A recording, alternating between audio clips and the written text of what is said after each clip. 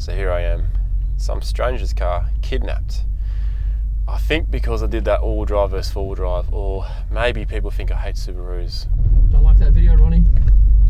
Didn't cover Subarus. Genuine four-wheel drive, low range lever, diff locker. Not an all-wheel drive. So you ready to talk? Do a modified episode?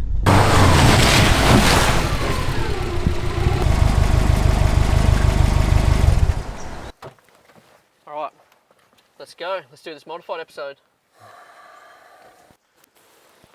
You ready? Alright. You gonna at least untie me first or what? Soon, we'll start. We'll get into it, I'll untie you shortly, I promise. So, what I've installed here on the front of the car. Come back, oi!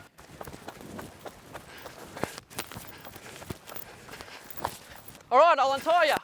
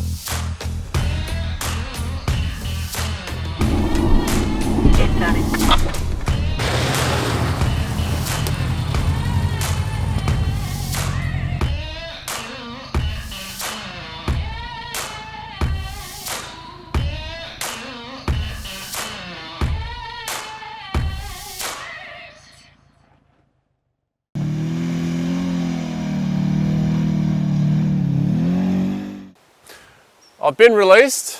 Yeah, we're on good terms now. We're on good terms. Yep. For now. No. I'm Adrian, and been part of the Subaru 4 Drive Club for a while.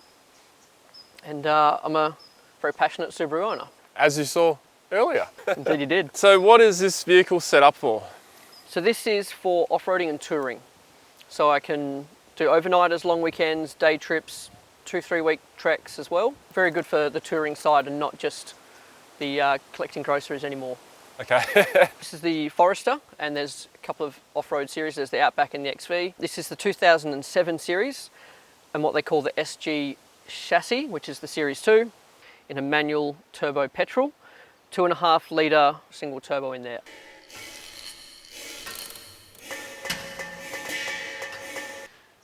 Right. I'm excited about this bit because we're talking bar work, and I just did this before. This is metal. It's not plastic. It looks molded plastic. It does. Cast aluminium, bumper molded. Cast aluminium, there's a steel frame behind this, and then they mold the cast aluminium, and then you've got the alloy tube on top. They generally come straight from factory. However, your side is a little less straight. Doesn't line up with the bumper anymore, but a couple of small hopping furry animals have made it a different shape. It's all about protecting the car and the radiator so you can drive home, because if you're out touring, if you have any animal strikes and the radiator's cracked, you can't go anywhere. HIDs and the factory housing is quite expensive to replace. So with 2 animal strikes in the same corner, this has probably actually paid for itself in what the cost of replacing the headlights would have been. So it looks factory. And it looks quite stealth. With this bull bar, you do get an improved approach angle from the factory. Further around, we've got the sump guard, which is metal now. The factory ones are plastic, and they don't stop much in terms of protection against road rocks and things like that underneath. Okay, yep. So metal sump guard, one of the first things you should do for these sort of, and any other vehicle really, is protect the oil sump and any other valuable components under there. You can go further and extend it to a transmission guard as well if you get the second add-on, but the first piece is always sump guard, very important. Let's cover the comms and lights here as well. All right, so starting here we have the Bush Ranger their Nighthawk series with the VLI, variable light intensity adjustment. So I had a generic locally sourced light bar on there before, and the lens went yellow, water had been leaking, it just, yeah, you get what you pay for. Recently upgraded, and the light output is certainly better, but the interchangeability of these lens caps is a certain benefit because you got Oh, right. distorted lenses here for spread and then clear, and you've got a full set, so you can make the whole thing spread, or you pop them all off to the clear ones, and you've actually got a very focused, straight light bar. Moving along, we've got the aerial and 4.5? this is the 4.5, but you can actually unscrew this and change it to the little stumpy 3. So the 3 is really good for the hilly terrain, and then the 4.5 is better on the more open terrain. So depending on which trips I'm doing, I can switch as I go. Smaller cars, the roof line's pretty good. I know a lot of people do mount them on the roof for extra range, but for the range I'm getting out of this, I can get sort of 15 to 18 kilometres on flat open ground, and the hilly terrain, obviously, you get a lot less depending on how big the hills are. You got a rear bar on this, don't you? Yes, absolutely. So this is Super Extreme, same brand as the front. One of the only manufacturers for probably the only for the rear bar, but there's a couple of other options people can choose from the front. So similar thing, this is aluminium skin clad with a steel frame underneath, and then all the arms are steel as well. So this one unlatches, gas strut is all pretty standard. However, since owning it, I've replaced the globes to be LED lights in here now. Okay. And I've also added a couple of little tables. So, oh, wicked. This isn't how they come, but it's how they should come. So a table on each side, and then with the jerry can, a popular little thing I've learned from the Subaru 4 Drive Club is you get hand pump from the caravan. Yeah, that's cool. And a little hose on the inside, so now you've got accessible water. Did you cut this to put it in? Yeah, so you get the lid, hole saw, tighten it all up, and off you go. And then I can put a regular lid back on. The other thing I have is a shower kit. I've got a slimline 12 volt pump. Drop straight in. On a warm day, it heats up nicely. Drop a slimline pump in. I've added an Anderson outlet under here, so I can plug in the 12 volt supply, clip on a shower, have a shower at the end of the day. So you've been in the beach swimming, you want to get the sand off, or you're out camping in the bush and you want to freshen up a little. Yeah, that's wicked. There's a shower, and 4 o'clock in the afternoon, it is nice and warm.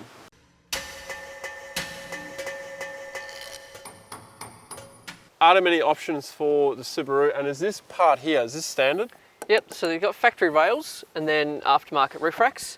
There's actually a fair few brands. This is a fairly generic mount that you can get. So Roller, Tula, Rhinos, yeah, plenty of brands you can get the crossbars for. I went with the Roller, mainly because they're generally known for being reasonably quiet. You've got the rubber strip on top, but there's actually an extra plastic channel that goes under here to keep the wind noise down for the extra open holes left over from the adjustments. Oh, to stop the whistling and all that? Yeah, just to reduce the whistling.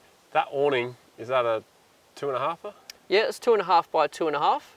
Just stretches within its limits because you're only meant to have 700mm overhang within it. So these crossbars are actually stretched out to their maximum to keep that within all of its tolerances. Otherwise, technically, your 2-metre long awning is the best fit, typically for these vehicles. But the vehicle was a lot lower than your standard four-wheel drive. When you set that awning up, do you prop it up with the legs up higher on the front? only slightly, only a little bit, because I've put the L brackets facing up just to get an extra 10 centimetres height, whereas if you bend them down like most four-wheel drives that are quite tall, you bend them down.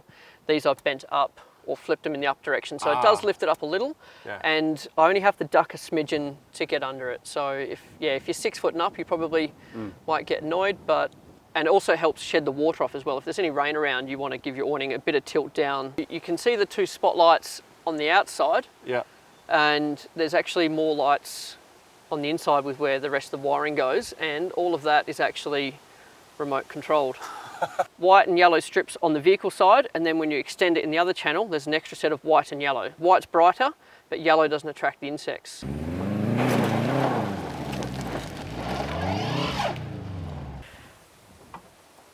Jumping in.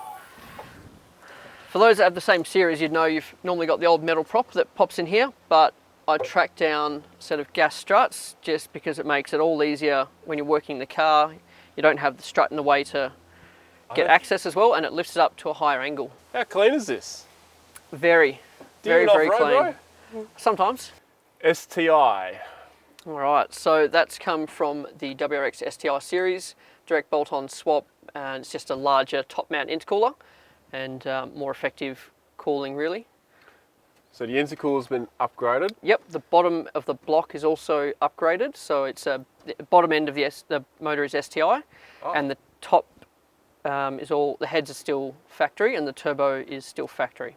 Not a lot of room in here, but you made the most of it. No, we don't get a lot of space, so we've got to optimise it. So there's no room for a second battery in the front of the car. With the air intake. There's hardly room for one. Yeah, that's it. So probably half the size of other four-wheel drive batteries, but it ticks it over. That's all you need though. From the inside you can see the top of the strut top lifts. So there's around 40mm strut top lift in here. Oh, okay, so you changed those. Otherwise you'd see the normal little bit of suspension poking through, so that's the top of the lift kit. Subi-Lift Oz are probably the main Australian manufacturer where that's from. Okay. And you can get anything from 20mm to your imagination in terms of lift kits, but with the 50mm limit we've got in WA, I kept mine just under that to allow the tyres to increase in diameter ever so slightly as well. No breathers for the diffs, however the front diff is actually in the gearbox, so we don't need an extra breather for that, and the rear diff, it's got a little air breather on top which doesn't do too bad a job of keeping out water, but if you're doing sustained deep river crossings you will find it can creep in. Speaking of water crossings, what's your wading depth without a snorkel? Not very high. With the snorkel, not much higher. So I had a snorkel in a previous model and would go in water over the bonnet for short dips, but it gives you a false sense of security because electrics, turbo, petrol aren't the ideal vehicles for deep water. Yes. And if you do get stuck in that water, the sills on the side of your car is where water's going to start leaking in first. The ECU on these is actually on the passenger seat floor. Here's the actual air intake here. So air's in through the air filter, down into the turbo.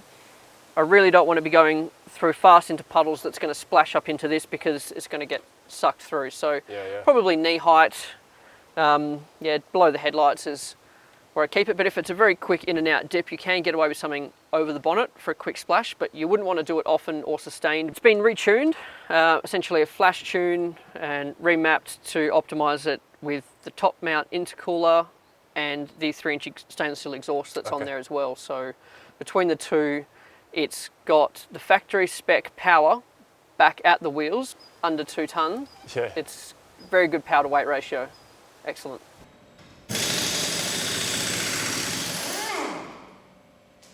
Tyres and lift. Yes, changed them all. I've gone up a couple of profiles, and you can't really go too much bigger because you start hitting wheel arches and suspension and other components.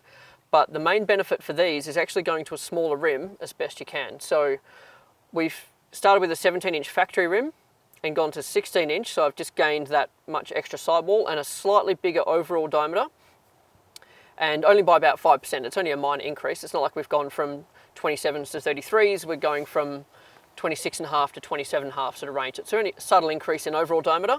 With such a lightweight vehicle, we have to let more air out of these tyres to get the same extension. We don't have a tonne or 3 sitting above this. There's a lot less than that. So I find I drop these between 10 and 15 psi for sand driving rather than using 15 to 20 psi for what a large vehicle might use with the extra weight.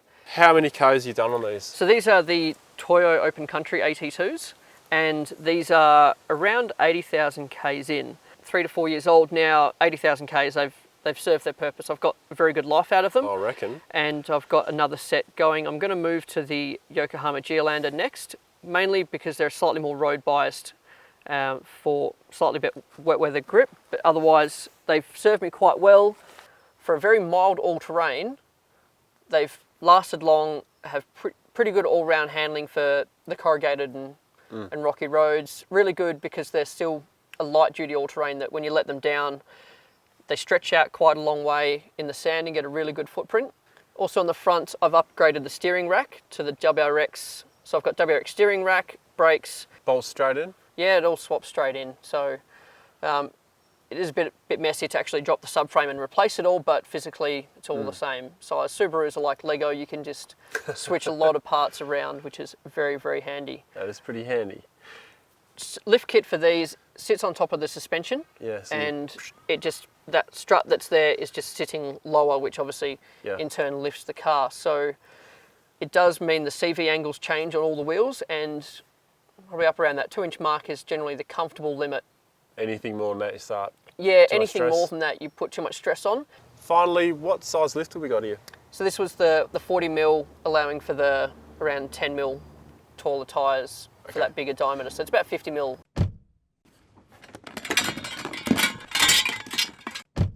Back of the wagon. All right, jumping into the back. Need to close these first, or? No, these can stay open. It's designed so that it stays all clear. I missed it. Can you do that again? Wow, that is close.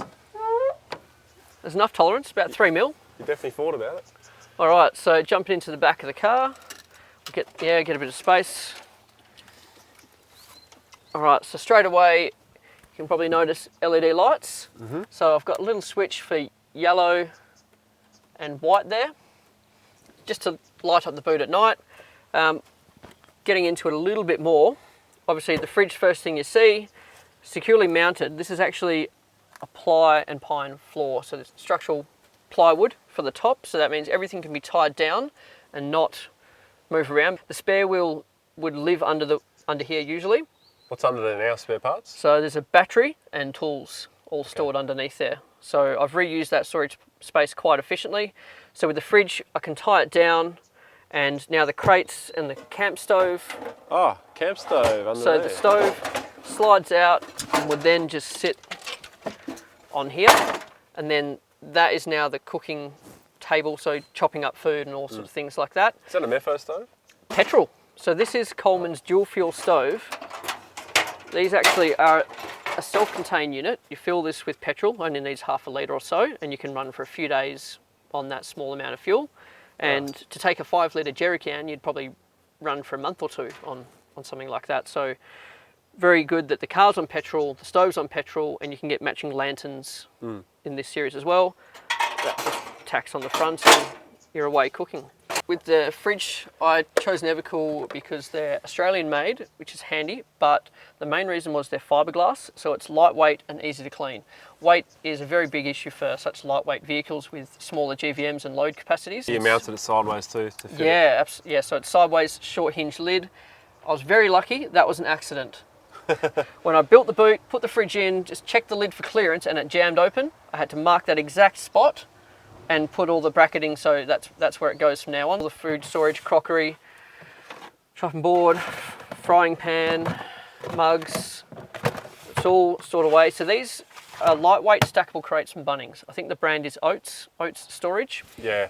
And you can get a full width drawer, 2 halves, so you can split your things up, or you can even get a horizontal split drawer. If you've got lots of plates and bowls, you can fit the flat things in instead. So I've got a couple of combinations.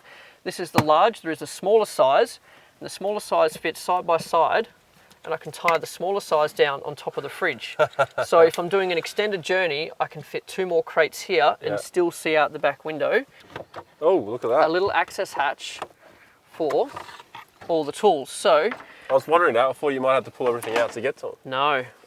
So the important things, I've got 2 access hatches. The battery's on the left and the tools are on the right. So What size is the battery? 120 amp hour lithium. I recently upgraded from the AGM Deep Cycle, which was about 33 kilos worth, and swapped to lithium, which is now 12 kilos. So I've saved 20 kilos of weight, which is allowed me to take 20 more litres of water or fuel or something like that, which is What type of lithium is it? iTech World. So in the little hatch here, you can also see a bottle jack, a tyre repair kit, the Bush Ranger plugger. Tucked in the corner is the air compressor, ready to go. And the hose has got a cut down awning pole. See, I told you Subaru owner's pretty crafty. A spare awning pole has been cut to fit, so that's got that cam lock fitting. And now the hose can just, normally stays clipped on here. And I can go around and pump up the tyres. That's wide to the rear battery, so it's all set up ready to go. Pumping tyres is a breeze. It would be with those size tyres too, wouldn't it? Yeah, it doesn't take long to pump them up. So I've got the Bush Ranger Black Max compressor. Something else I just want to point out as well, for someone like me with the big tyres and a compressor, I should never run mine off the second battery. In this case, you can, because you've got a lithium battery for a start. It's a 120 amp battery, and you're pumping up smaller tyres. Yes. Which is not going to stress your battery. No, and I can still leave the car running. I can, because And you can it's still leave it yeah, running and yep, charging. and because it's got a DC-DC charger, CTEC DC-DC charger with the solar input. There's actually a little Anderson plug tucked away in the corner, so I can run solar in as well.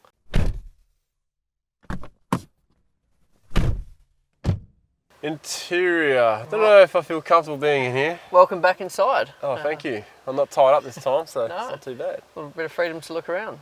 Don't even know where you want to begin. Right to left, there's a lot going on. So We'll start here. all right. So you've got the XRS unit. Front and centre. Yep, recently upgraded to the XRS. I had a mid-spec GME compact model before, and upgraded to the XRS only for the clarity and slide up. And it's just the difference between their own models of mid-range and top tier of this XRS series is really good. It is the tuck-away unit, the 330, with the unit tucked under the seat, and then next to that clip there, we've got some extra USB and 12-volt outlets and a voltmeter. That's actually running from the rear battery. So rear battery volts and charge. So the rear battery is powering that radio and all of these chargers. So I can charge my phone with the car off the rear battery from here, rather than having to plug things down there, and the voltmeter to obviously keep an eye on its level. We've got the Garmin system in here. So this is their... Does that do off-road as well? RV series, yep. Garmin, this is their off-road unit. They've got 80% of their range do on-road, and then they've got a small percentage for off-road as well. Okay. So you can change the base map to be one of the topo off-road map systems. How do you rate them? Pretty good. I had a Garmin before this, and it was their Nuvi 500, and that was actually a waterproof series. This is the tyre pressure monitor. So this is off at the moment. Oh, it's on solar. But this is a solar rechargeable system with a USB input. If you're going to hide it in your dash somewhere, you can rig it up to the USB charge. Okay. Very handy system. It let me know that I had that flat a couple of weeks ago. And then moving across, there's the Ultra Gauge OBD2 port reader, so I can read the ECU. With modern cars, there's sensitive air intake and other sensors everywhere, and it's been very, very useful having something like that to clear codes, read them, assess the problem, and get you out of limp mode when you're in the middle of the bush. Dual layer net, so I've got gloves, sunnies, tire deflators, and a bag for getting the groceries. And then beyond that is the back seat cover to keep dog blanket. Dog blanket there, keep all the sand and fur off the leather, and their sharp claws as well. On the front, I've added seat covers. So these are neoprene. Going to the beach quite often, if you get in wet, you don't want salt water getting into your carpet or the leather seats. So it's good to keep all that in working order.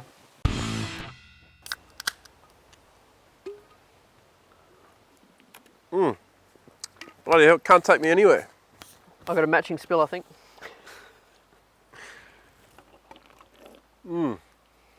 Alrighty.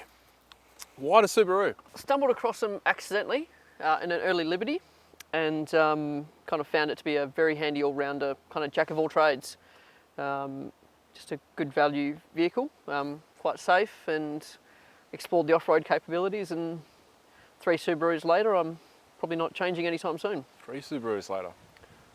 We didn't touch on the low-range gearing in this, so let's talk about that now. So the low range in Subaru started with the very early L Series and MY vehicles from the late 60s, 70s era, and stayed through up until recently. 2012 was the last series they had it in the Foresters. So there's no more low range in the Foresters? No, it's gone kaput, and they're pretty much merging towards automatics now, and the manuals itself are even almost phased out completely. But yeah, the manual non-turbo Subarus in Forester and Outback often got the low range gearbox, and the reduction started off reasonably well and got less and less until they just canned it all together. So by the time they got to this second series, the reduction had been reduced and it wasn't as effective anymore.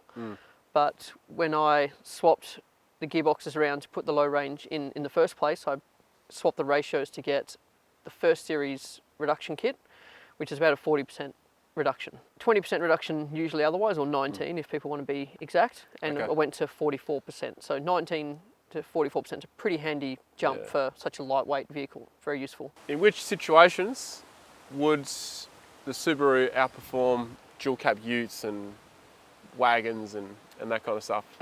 We find our element is really in the sand.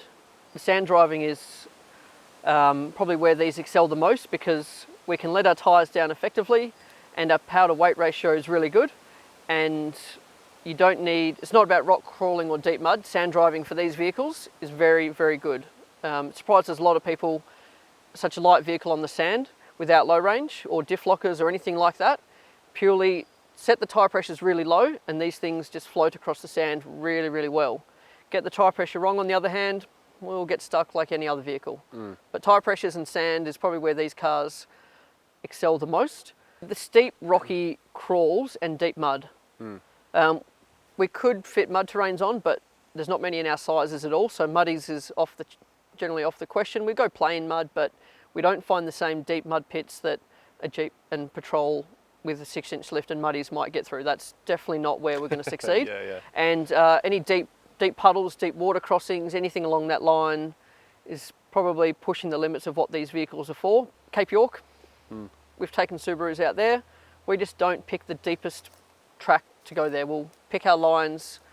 We might take a few side tracks where we need to, but we still end up at the same destination, just not the same path in. What's the worst situation you've been in? Probably stuck in muddy, watery puddles and having water come up and fill inside vehicle? the car in this one. Oh no. Yep. So I actually had to go home, pull the carpet and seats out. I was actually hosing the inside of my car out. Which one mod on this vehicle makes it more capable?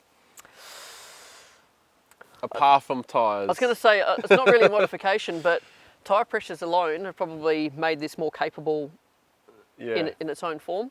I think what I've done with the gearbox to get the low range into a turbo petrol model with a centre diff locker, front LSD and a rear LSD, have that gearbox drive line has probably set this apart from the regular Forester. What is your max range on this vehicle? And what is your average range when you're off-roading as well? 60 litre tank, which gets around 500 kilometres typically. Carry jerrys? And I've got the water jerry can on the back as we saw, but I'll switch that for fuel if I'm doing that sort of journey. Okay. And with 500 kilometres range plus a 20 litre jerry can, we're up around the 650, 700k range. The fuel economy wise, for turbo petrol with the tune it's got, I get around 12 litres per 100 driving around the city. On the highway, you get it down to around 10. Unloaded on the highway, you get it down to 8-9 litres per 100. Wow, okay. That's so pretty impressive. It's for a daily, it can still be pretty handy to have a nice, compact, economical four-wheel drive that can get you out to most remote places. And then towing, I got this down to 10 to 11 litres per 100 on the highway with a camper trailer and my partner in the car. Worst mod that you've done? The roof basket that you can't see. I did have a massive roof basket on there, which at the start it was really good to put the swag and tables and things up there, but the extra fuel and wind noise and unnecessary drag, I preferred to actually take that off. I then rebuilt a flat tray basket myself using an old fly screen door because that was really light and strong. And in the end, that only goes on if I need something on the roof. What type of vehicle have you recovered most? Strangely enough, probably a 100 series. Or the 80 series. I've definitely done a few, maybe the 80 series, I've probably snatched more 80s out than 100s. Okay. Which shouldn't happen. Yeah. But Tom, leave this bit out. No, just kidding. which it really shouldn't happen, but I do see all types of four drives bogged, whether it be a Troopy, 80 series, 100 series, Tritons, Frontierers, Rodeos. I've come across all sorts, Jeeps. 9 times out of 10, it's probably the driver. And I've probably learnt the hard way, having to go through four driving in these sort of vehicles. You can't just point and shoot and everything. It's a lot harder to learn and as you go. I'm in the Subaru 4 Drive Club and I've been a part of it for roughly 10 years. Been president for coming up to 4 years now. And the clubs have got monthly meetings at a hall, so you've got to pay some hall hire costs. They're fully insured. Doesn't cover the vehicles because your own personal vehicle covers that, but if there's any accidents or incidents against the trip leaders or other faults out there when you're on trips, then there is cover. So insurance is certainly a big benefit, but it's also a big family and it's a really good social vibe that you just want to go out with that group of people. Yeah, learnt quite a lot in a very controlled environment. With registered four drive clubs, people have got to pay to be a member. So the people in there, they actually really want to be there. They want to be there. They're engaged to be there. and they're paying, so they are involved and committed to the club. The newer members don't have to have a full rig ready to go. You just learn as you go, and you see what everyone else has got, and you go, okay, that works for me, that works for me, that works for me, and then you kind of customize your own kit based on your needs, but with the experience of learning from everyone around you that's been there and done that. How can people get in touch with, say, your club, or get in touch with you to ask questions about your vehicle? So they can contact me via the Subaru 4Drive Club page. Description below. And you'll find the web link there. Otherwise, we've got a website and a Facebook page, so either way you can get a hold of us. Okay, also down below in the description. I'm obviously Adrian Longwood, and you can find my details on that page. I also run 4Drive training for these sort of vehicles, so I've been operating premium SUV off-road training for coming up to 5 years now. There you go, guys. All the details are down below if you want to get in contact. And if you do have an all-wheel drive and you're watching this channel, I highly suggest that you do look at getting some training as well if you're not an experienced person, because you need a bit more skills to be able to drive those vehicles. But if you know what you're doing, you can do better than anyone else. Yeah, absolutely. Thanks for having me. Sorry about the rough start we had to today, but I think it's turned out all right. Yeah, I don't think you'll get many stalkers because they'll be too scared. All right, cheers, mate. Thank you. Cheers, guys.